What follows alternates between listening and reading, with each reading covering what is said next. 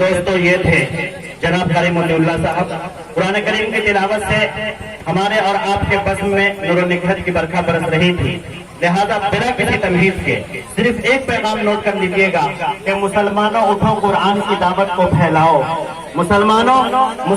اٹھو قرآن کی دعوت کو پھیلاؤ، جہان بے ایماں کو عافیت کے راز سمجھاؤ، زمانہ آج بھی قرآن ہی سے فیض پائے گا، مٹے گی ظلمت شب اور سورج جگمگائے گا۔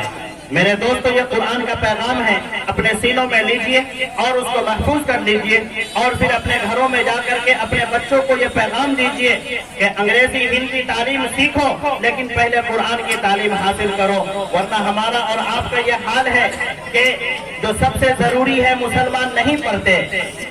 جو سب سے ضروری ہے مسلمان نہیں پڑھتے، ایمان کے صحیفے کو نگہبان نہیں پڑھتے، یہ کیسے مسلمان ہیں صبح سویرے اخبار کو پڑھ لیتے ہیں پر قرآن نہیں پڑھتے۔ میرے دوستو یہ قرآن کا پیغام ہے کہ آپ سب سے پہلے صبح میں آپ قرآن کی تلاوت سے اپنے دن کا آغاز کیجئے، انشاءاللہ آپ کے گھر میں روزی کے ساتھ ساتھ بہت سارے اہم